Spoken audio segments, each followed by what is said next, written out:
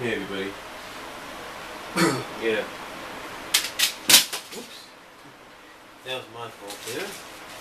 Pay attention.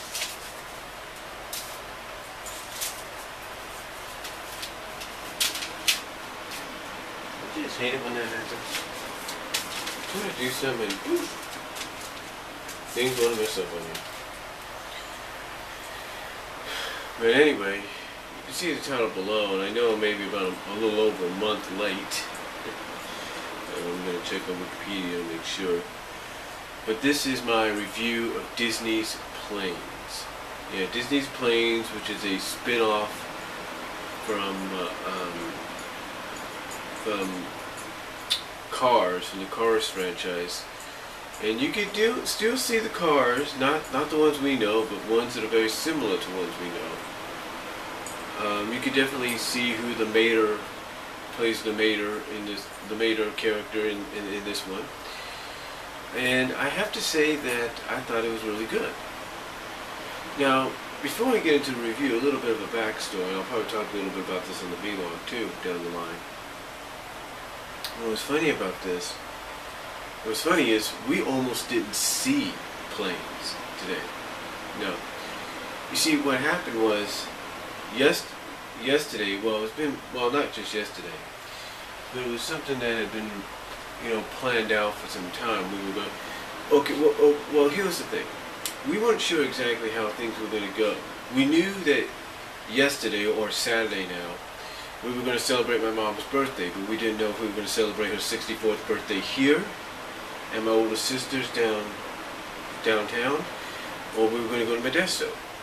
Well, I think honestly, it would have been better if we all would have met in a sort of centerpiece locale, but I digress. Anyway, we ended up going to my older sister's, my second older sister's in Modesto on Saturday to celebrate my mom's birthday. Now, originally, we didn't know if that was be the only time she was going to spend with us, because she has a new job she's starting. But, thankfully God has made room for her, because she doesn't have to start that job until at least next week. Now, what's funny about this, though, is after she informs my mom about it, her and my older sister kind of agreed.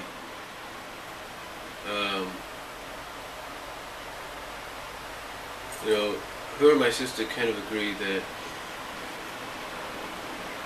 and even my mom agrees on it, hey, we should do the dinner deal at my place, her place, as well as do a movie in addition to that on Sunday. Now you might think, well, why didn't you just do both on Sunday? Here's the deal. We get the dinner out of the way, then we do the movie. Now you might say, well, you did dinner anyway. Yeah, we did do dinner. We did do dinner after the movie. But let me explain. You see, we did it 2 separate days because, one, my niece, my 21-year-old niece, had to work yesterday, and she had already planned to go out with her friends. Well, not yesterday, but Saturday, and she'd already planned to go out with her friends, so there was not much we could really do, and surprisingly, that was a Saturday that was very, very packed at her job, very busy. So we decide, okay, we'll do it here, and then maybe Saturday or maybe Sunday we can all gather together for a movie and then do Lamppost Pizza. Lamppost Pizza, which is a local pizza bar and grill. Basically, it's a local pizza, pasta, buffet, place, business, and it's really good. They decided, okay, we're going to go there after the movie, but the thing was, we weren't sure exactly what movie we were going to see, because here was the deal. We didn't know whether or not my assumption, and I think this was the assumption at first, and maybe my second older sister and my mom, was we were going to do Brendan Theaters in Modesto. Had no idea we were going to do Turlock in the Regal Theaters there. but we did. And that kind of threw a wrench in a lot of plans. Well, not necessarily a lot of plans, it just threw a wrench into the fact that my mom, who wanted to see The Butler, couldn't see The Butler because, of course, we had the kids, and it'd be a lot of the things, even though the movie's PG-13, a lot of the things would be way too over the top for the kids. So, what did we do? Well, the decision was made that there was 2 movies appearing at 2 separate times. I mean, at the same time. 2 movies that they felt would interest the kids. Now, this is a Planes review, but I'll tell you right now, we were this close, ladies and gentlemen, this close to having this be a Percy Jackson and the Gods of Olympus, or Percy Jackson and the Sea Monsters review. Yeah, this was going to be a review, almost a review of the new Percy Jackson movie. But here's the thing. My mom had no idea who Percy Jackson was. And she had specifically, even though I guess it was overshadowed on Saturday, she had specifically, and I guess she may have said this when she was inside relaxing, because she gets in a relaxing mode and kind of falls asleep. I guess she had specifically said, "Hey, I would like to see Planes because it looks good." But for a while, my older sister and my second older sister, well, mostly my older sister, was more for taking the kids to see Percy Jackson. Now, here's what I did. Maybe I shouldn't have done this, and I kind of got in trouble when I kind of told them what I had done. You see, I kind of I didn't mispronounce, but I kind of misworded what I said to them of what I asked the kids. See, I asked my 6-year-old nephew and my 9-year-old nephew what they would want to see with their grandma, my mom, on her birthday at the theaters. My 9-year-old nephew says Smurfs 2. 6-year-old nephew says he wants to see Planes. Now, of course, my 9-year-old nephew is kind of going through a phase where he thinks, "Oh, I'm old enough now. I can make decisions. I can do this. I'm not a baby anymore. That's a baby cartoon. I gotta see all this and that, and this and that, this and that." And the truth is, Planes was anything but a baby cartoon. Yeah, there were kids, but there were adults as well. So, yesterday, Sunday now, which was Sunday. So, yesterday, which was, because now it's 2:45 in the morning, it's Monday morning, very early Monday morning. They decide, okay, what are we going to do? So they decide, okay, what is it going to be? Is it going to be Percy? Is it going to be Planes? Well, my 9-year-old nephew suddenly decides, I want to see Percy. And he's dead set on Percy, just like his mom was. But I said something to my older sister in the van. And I said something to my mom, and even my brother-in-law, who went to church because he needed some support at that time, some personal support in prayer. Even my brother-in-law heard this. My older sister's husband. My mom said she'd rather see Planes because she had no idea about Percy Jackson. And let me tell you why. Because even though Percy Jackson's background and story is based in Greek mythology, it's not exactly my mom's cup of tea. Yeah, she can respect it and get a kick out of what they discover and talk about, but it's not totally her cup of coffee. You see, she's going to see a movie that's basically a sequel or the second movie in a series of movies based on a kid novel or a graphic novel or whatever. She'd want to see the first one to get an idea. Now here's the thing. Here's the catch.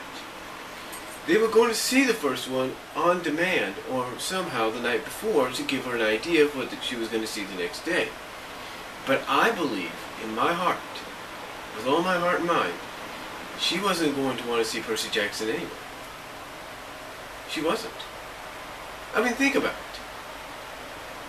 Think about it. Percy Jackson. Think about it this way. She works at preschoolers. So she pretty much has an idea that, okay, if we take the kids to see Percy Jackson, yeah, maybe one will be amused by it, but what about the other one? See, the one that would be amused might be the 9-year-old, but not the 6-year-old.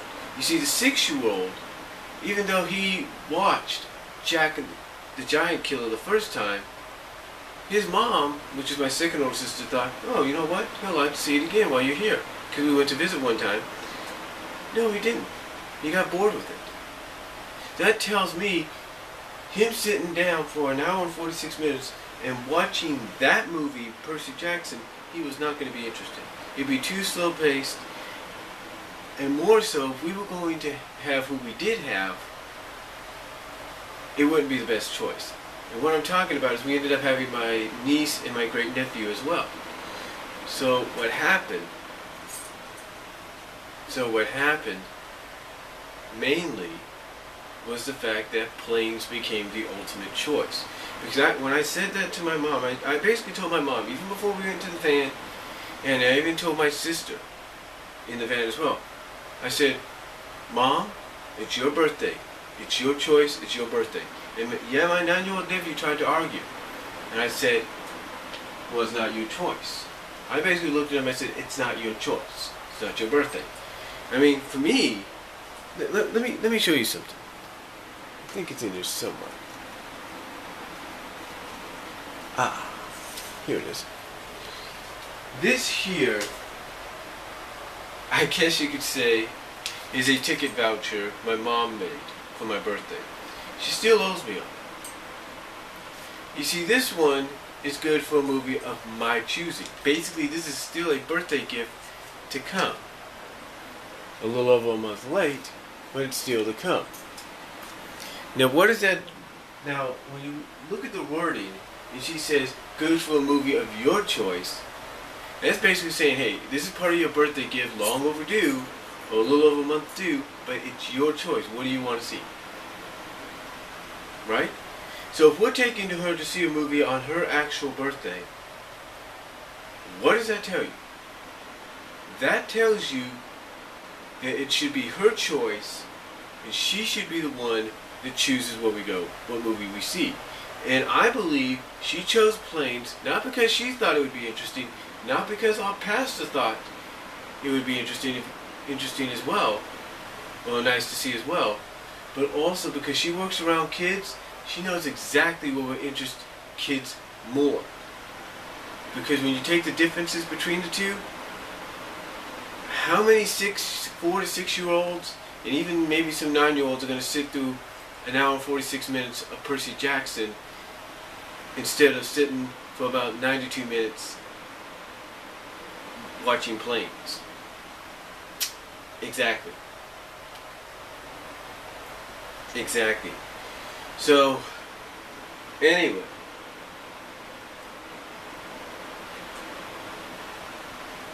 Anyway, we went to go see Planes, and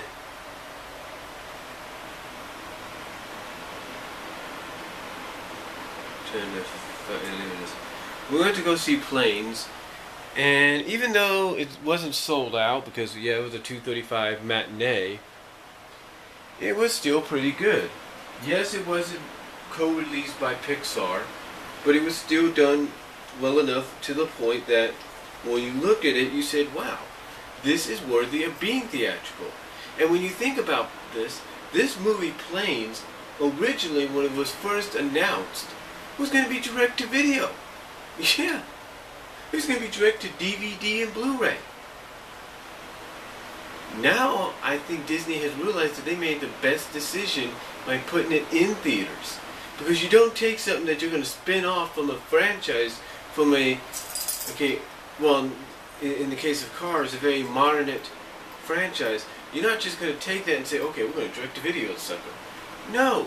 You say to yourself, you say, okay, let's try theaters. Let's try the theaters first and see maybe what happens. Because I'm sure they could, come on, when they make a film, they gotta screen it in a theater themselves. And they probably saw what it looked like on the big screen. They said, on a theater screen, they said, you know what? This would look better in theaters than it would on a regular television or HD television.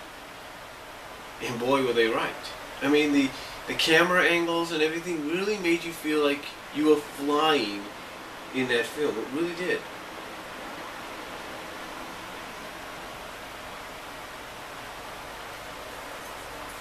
You know, it really made you feel like you were flying. And, you know, to me, I have to say that, you know, I have to say Disney did a very decent job of this. The story was very solid, too. Yeah, it was basically, as you would say, your average, okay, it's a racer, he's doing this, he's doing that. It was basically your, I'm sure some of you might say, well, it was your average underdog story, wasn't it? Yeah, it was, but it had some differences in it. I mean, for one, and I don't want to give much away here, you never thought that the love interest, the romance interest, the potential girlfriend, if you will, would end up being part of the plot in some ways, and not just by romance-wise, just not romantical-wise, but more along the lines of, holy smokes, I did not see that coming. But then again, when you see it, you might say, well, actually, we did see it coming, because we've seen it before with Hercules. Yeah, but this is totally different from Hercules. Totally different.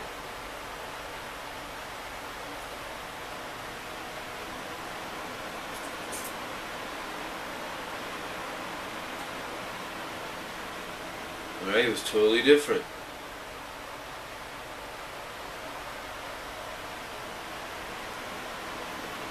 So, anyway, the movie turned out to be very, very well done. I mean, I liked how they really pinpointed where they were going, basically, being the classic underdog story was the fact that you had basically the character of Dusty, a crop duster, put in a position to where, well, literally a position he puts himself along with some of the help of his friends, but is put into a position to where not only is he looked at as an underdog, but is looked at first as not even worthy of being there. And that the only way he got there is by sheer luck. And that luck being the fact that the person that came in before him in, let's say, the trials to qualify there,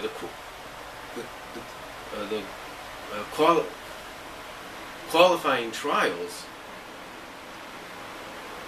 the qualifying air trials, the person that came in fifth before him, because he ended up in sixth, ends up getting disqualified. Now again, I'm not trying to give much away for those that haven't seen it yet, but basically he ends up basically by sheer luck, due to the fact that the person that came in before him was disqualified for using essentially the plane's equivalent of steroids or enhanced performing drugs. So anyway, he ends up in New York where the race begins. And he ends up meeting up with all these different characters. He ends up meeting up with, I believe, I'm trying to look for the names here. He ends up meeting up with, let's see.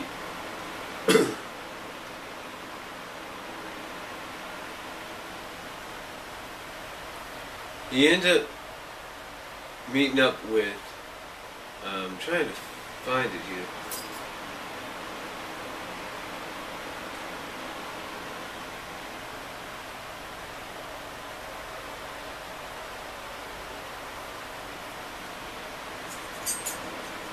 Hold on for a second.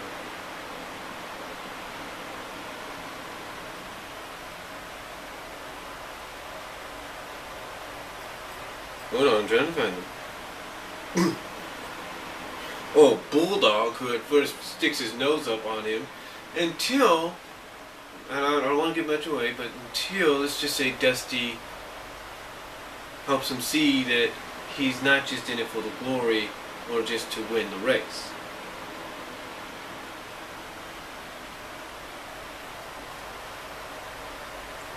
And then of course he meets up with another character called El Chupacabra,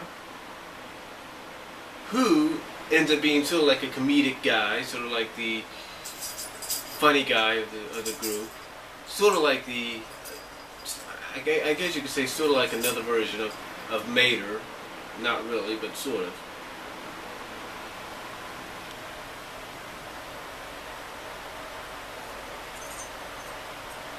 And he also meets up with, let's see what the name is. He meets up with Rochelle, who has a name similar to a friend of mine, except hers has an O, my friend's has a Y. And who ends up becoming, at first, throughout the movie, kind of disregards Chupacabra's attraction to her, sort of his affections and all that, until later on. And again, I don't want to give much away. And then of course he meets up with his love interest, and I think her name's in here somewhere.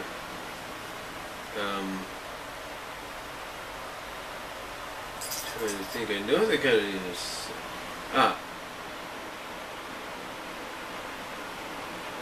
Aisha, or something like Ashana. Aisha, Ashana, something like that. I can't pronounce it really. But she's sort of famous as well. She's the Pan Am champ from India. And she ends up becoming his love interest and girlfriend, and plays an integral part in the middle of the film. And I'm not going to say exactly what part that is if you have not seen it yet. And then of course you have Rip Slinger, who is the villain, basically the antagonist, and he's played by, are you ready for this? You know who Rip Slinger is played by? Roger Craig Smith, otherwise known as the voice of Sonic the Hedgehog. That's right. He's basically Roger Craig Smith, who did Sonic's voice, who does Sonic's voice Rip Slinger in Planes.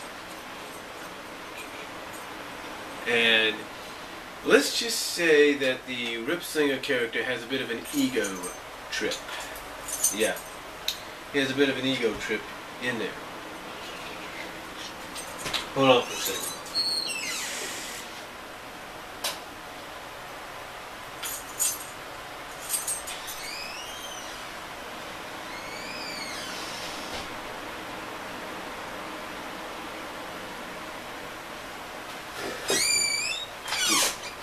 Hold on.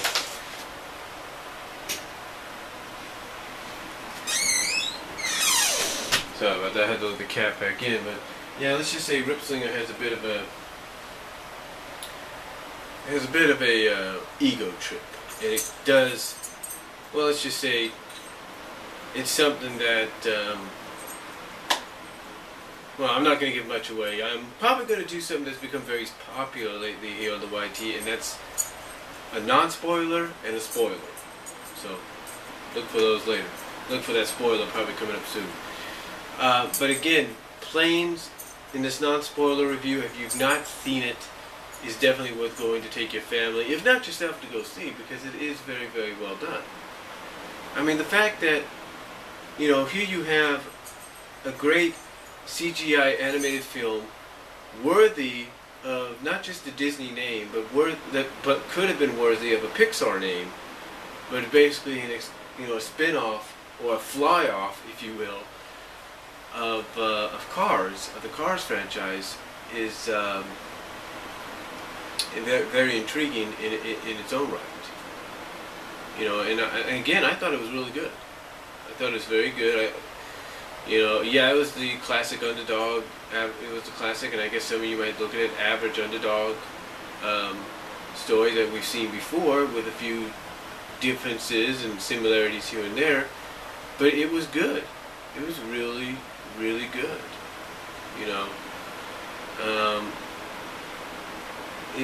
I just like it. I just really did. And there's no doubt down the line, when it comes out on video, probably this holiday season, I'm going to buy it. And it might be one of my first Blu-rays, if I get a Blu-ray player before the holiday season, or not. So we'll just have to see what happens. But overall, I highly recommend you see Planes. I know there will be people at the Fandango website that will say, fans say go, critics say no. Well, guess what? Ignore the critics, because they don't know what they're missing here. So, in the cast as well, I mean, you have Julia Louis-Dreyfus, you have Cedric the Entertainer in there, you have Sinbad, you have Val Kilmer down the line, you have Dane Cook, you know, you just have a, let's see, you have Dane Cook, you have Parika Chopra, I can't pronounce the name, who does Aisha, Brad Garrett, you have Terry Hatcher from Lois and Superman, you have Gabriel Iglesias as Ned and Zed, the henchmen or the sidekicks of Rip Slinger. You have John Cleese as Bulldog. You have Carlos Alzagul as El Chupacabra. Val Kilmer as Bravo. Anthony Edwards as Echo. Colin Cowherd as Colin Cowleen. You have, like I said, you have Sinbad in there. You have Oliver Colwas. You have Brett Musburg as Brett Mustangberg. And you have John Ratzenberg in there as well. Oh yeah, and you also have Stacy Keach as Skipper Riley.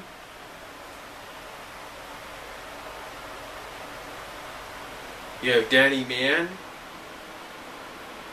And yeah, that's about it. That's basically your cast right there.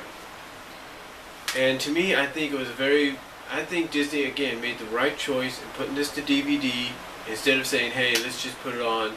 I mean, not DVD, but made the right choice of putting it to theaters first instead of directly on DVD. Excuse me there. Let me correct myself. I think they made the right decision in putting it theatrically first, then on DVD and Blu-ray. However, its sequel, that's another story. If that's going to end up being theatrical or not, we do not know. But I will say this, it definitely has been worthy of a sequel. I think Disney knew this, and they're going to go forward with it. So, that's all I'm going to say for my non-spoiler video on Planes. Highly recommend you check it out. I give it a 9 out of 10. Very, very well done. And I'll talk to y'all later. The spoiler edition of this review will be coming up soon.